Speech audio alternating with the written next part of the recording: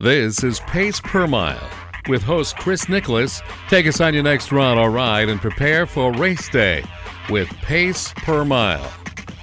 Welcome back to Pace Per Mile. I'm Chris Nicholas. We have a touching story this week, and you might have heard a little bit about this in the news. I think it's a story that will touch all of us because we never want to lose a child. And Noah Moore, many in the running community know about. He's joining us this week on Pace Per Mile. Noah, how are you doing at this point? You know, we have good days and not so good days, but we just keep moving forward. And you have to do that. And I know as we get into your story today, runners and non-runners will certainly be able to relate, I think, a little bit with your pain if they've lost somebody in their life. You lost your son in 2013 to a disease. You're an avid runner. You train runners. You tell people about going on and continuing to run that next mile and go that next day and train for that next race. For you, the world stopped a little bit, I guess, and I want you to take us back before you lost your son last year to the disease, and then we'll talk a little bit about what you did, and I don't even want to say get over it because it's probably something that you'll never get over. But you certainly took the first step in late 2013. Let's go back to the good times in your life, your good times with Peyton, your son, Jen, your wife, and your training. How did you get into running years ago? Well, my son was born in 2003. At that point, I was just about at my heaviest I'd ever been, 270 pounds, and I'm only 5'6", so I was just pretty heavy and didn't carry it very well. When my son was born, I was playing with him and realized I was so out of breath. It was pretty tough, and just around 2005, 2006, I just made this decision that had to change what I was doing. This sedentary lifestyle that I had, this eating whatever I wanted all the time, just had to change. Saw this picture of my son and I out on the beach, and we were walking on the beach, and both of us had this big pot belly. Now, my son was just a baby, and he was going to outgrow that, but I had grown it. I realized I had to do something or I wasn't going to be around for my son. And that was my thinking at that point. My father had just passed away. He led a really unhealthy lifestyle. He drank sodas, ate candy bars that's about what he ate for, his meals and things like that. And I joined this boot camp through the medical university here, and it was run by a group of Marines from the Citadel. I was working out. I was losing a little bit of weight. One of the Marines kind of caught me and he said, you can't work out here and then go to Hardee's and eat a big omelet with 3,000 calories right after you do this and expect any kind of change. And I swear I think he was following me after I worked out. I made a big change from that point. Just really started changing my lifestyle. The great thing was that my wife and my little boy really joined me on that journey. They both were avid runners. My wife has run half marathons. She ran the Disney Marathon. She quit smoking. This is even after she's had back surgery. My son became just this icon in the running community. He was showing up at 5K races and doing really well at the age of 5. And he just kept going and going. And eventually I lost over 100 pounds and I started running marathons and ultra marathons and things like that. Even became a certified coach and started to coach Couch to 5K or beginner programs and things like that for runners in the Charleston community. My son actually would come out and he was my assistant coach. Since I was the head moron, a play on my name, My runners would call my son Little Moron, and he loved it. He absolutely loved it. And that's where it kind of started, and it kind of progressed through the last few years. It was a healthy running family. If somebody asked, are you healthy as a family, you could say yes.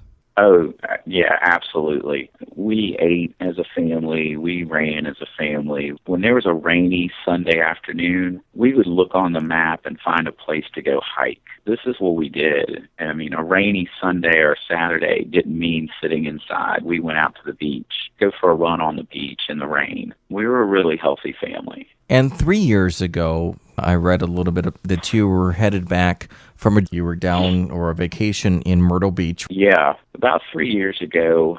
Well, I'll tell you this. Jen and I had been talking about Christmas. You can imagine that would be a pretty tough time for both of us. She happened to have one day off, just Christmas, and I had 3 days off. She was a little worried about what I was going to do on those days off, and just gets a little lonely and things like that. So I started thinking back about things that my son and I had planned, and my wife. And about 3 years ago, we were coming back from a track meet in Myrtle Beach, and that's about 2 hours from our home. And when we got to the county line, Charleston County line, I started thinking about how far it was to Peyton's grandparents' home. It was like 15, 20 miles from there. And we started talking about what it would be like to run to that. And then it started to be, what about running all the way across these cities? And then it became, what about running across the county? And my son even was talking about me doing push-ups and crunches at each mile. And because he would come up with some pretty crazy ideas on it there. My wife she always would lay in the back seat with her pillow and blanket as we were driving back, and she would be yelling from the back seat, "You're not doing it. You're not doing that. That's crazy. I forbid it."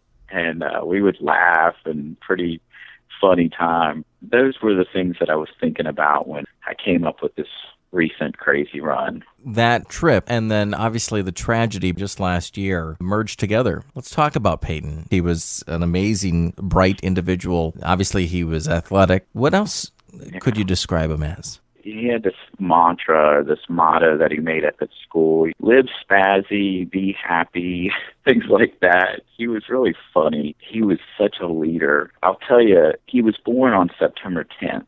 That puts him right on the cutoff date for the school year here, and he would have had to be moved to a different grade because of his age, and all his friends were moving on up to kindergarten or first grade. Peyton walked into kindergarten, and 3 weeks later the teacher called and said, "Noah, I love your son, but he can't be in kindergarten."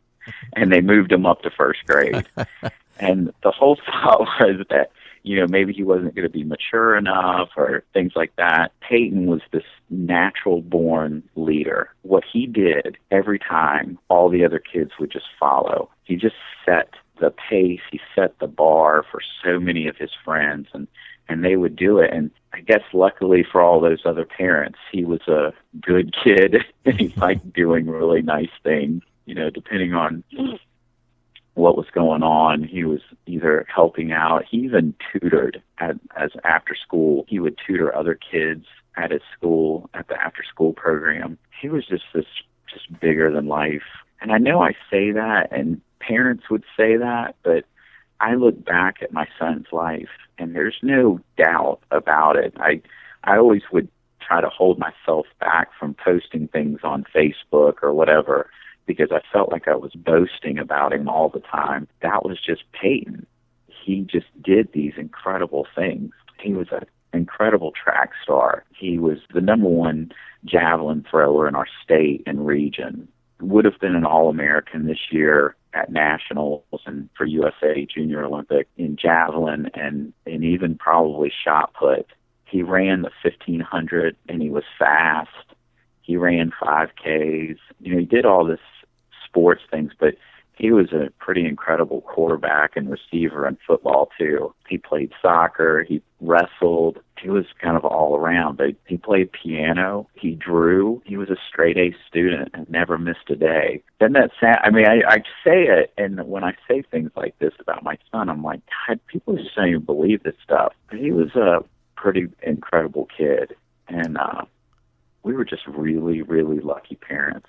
We're talking about he was, and he did. Our listeners probably know that in the early part of this interview, we talked about that you lost your son, and we want to talk about that at this point. I know it's still rough for you to discuss. You get choked up when you do talk about him, but I think in moments like just now when you were talking about how great he was, I think those are the times that for our listeners even that they'll want to remember him with you.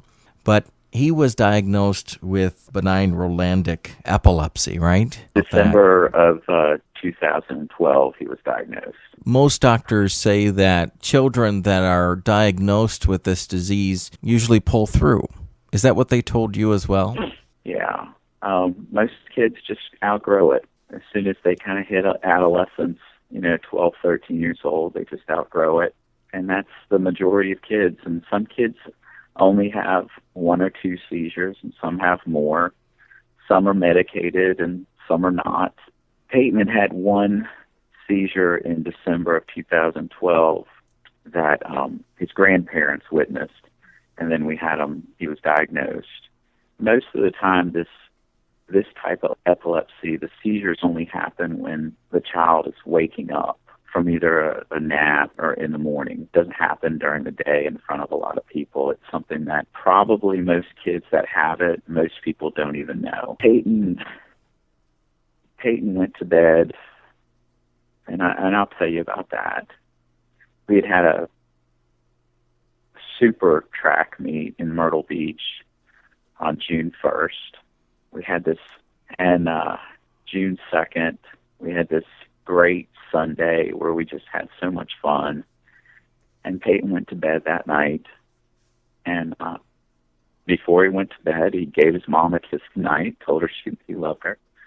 And I read to Peyton every single night. I put him to bed and I read to him. And a lot of times what we read were Bart Yasso's book or Dean Carnace's or some ultra runner book we would read. That's what he wanted me to read to him. And or a history book. And I read to him, and I was leaving that night. I thought he was asleep, and I heard his blanket rustle, and he said, "I love you, Daddy." And I said, "I love you too, baby." And then I left. And that was the last time I got to talk to my son. He had a seizure sometime in the night or in the morning, and because he wasn't able to push himself away from the bed, he just from the complications of the seizure, he died. And it's pretty tough. I want people to know, that there's a lot of kids out there that have this type of epilepsy. You may not know it, and parents get really scared. We were pretty scared when we found out that Peyton was diagnosed. One thing that we thought about as parents was protecting our child from all the things outside of our home. There's all kinds of things that you have to make sure of that your child's safe when they're diagnosed with different kind of diseases. This happened, and there's all kinds of what ifs and things that we wish we could have done that could have prevented this. But at this point, this is where we are. And our hearts go out to you. Do you know if the doctors prepared you enough? Did you feel like they prepared the two of you enough? Peyton had this amazing neurologist that made him feel okay and normal and put him at ease. And there's just so many things that you can guess or second guess, but I think his doctors did the best that they possibly could, not knowing that there's so many things can happen to children. There just is. A kid can choke on food. They can be in an accident in the backyard, by the pool, anything. You always hope that you've done the things that you need to do to protect your child, but you just never know. Sometimes God wanted him to come with him. I've always had a very strong faith. And I hold to that because, I have to hold to that because I pray every night that I'm going to see him again. Did God have a plan that I didn't know about? I guess that's what we all ask on plenty of different occasions and different things that happen to us every day. I know our listeners are feeling your hurt. They're with you. I'm sure you have had a lot of people, not only in the running community, but around the U.S. and everybody that you know and don't know have reached out to you. I'm glad you're able to tell story here and Peyton's story. The story didn't end just with his passing because obviously you and Jen, you had to get through that a little bit.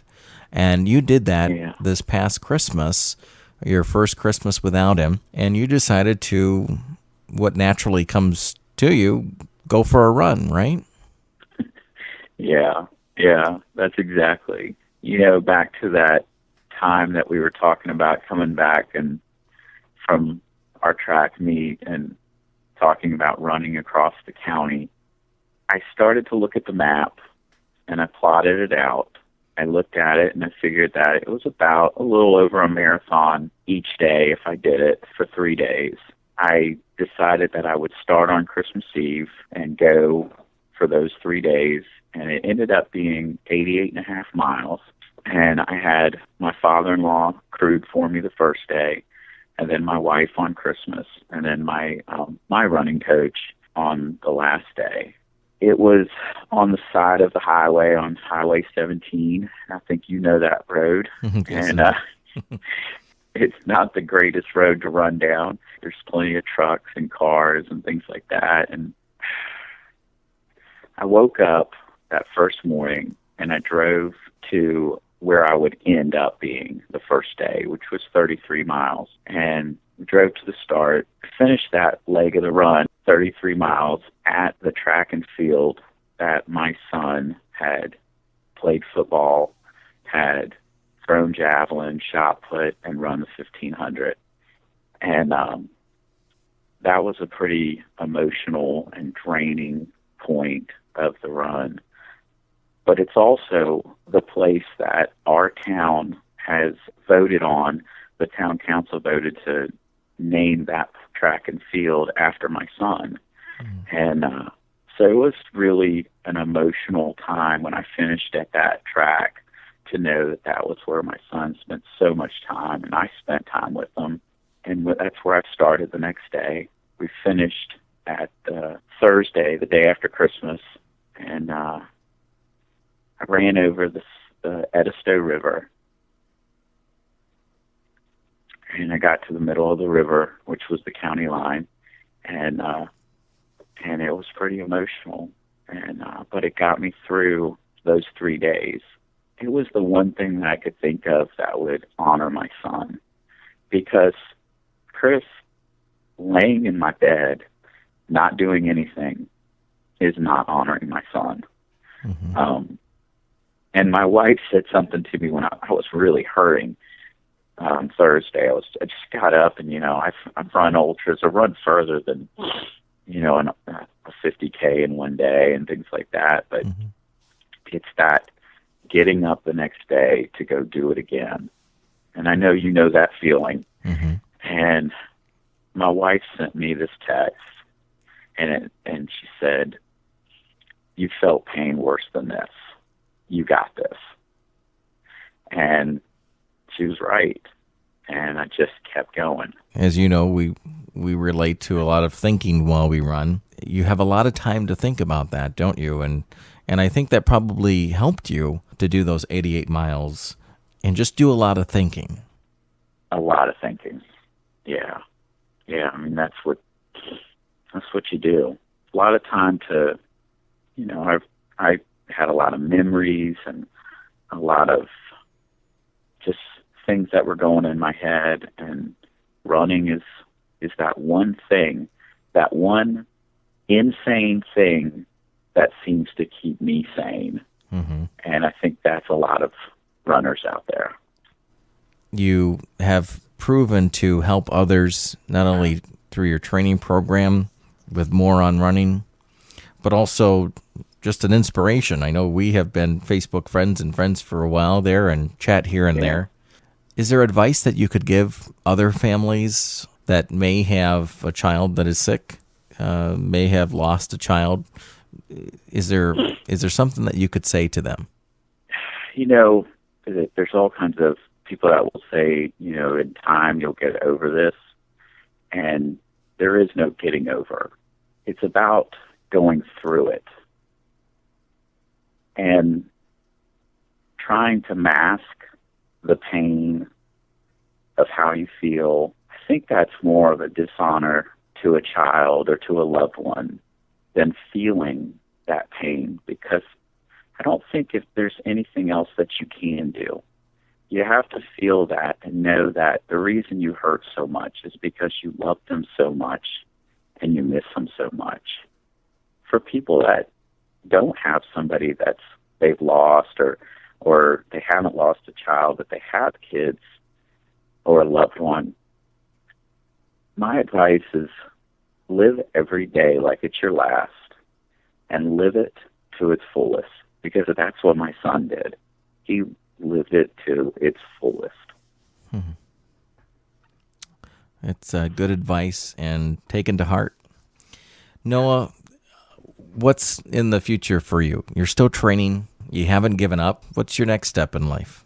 I'm training pretty big groups of beginner runners. My last group that I just started this past Sunday filled up so fast. I couldn't believe how many people were in it. I have 40 new runners, and then I have another group they're a little bit more advanced, and there's 20 of those, and we do really crazy runs. I get them to do all kinds of crazy stuff, like running in the middle of the night with headlamps on, and just things that they just wouldn't think they could do.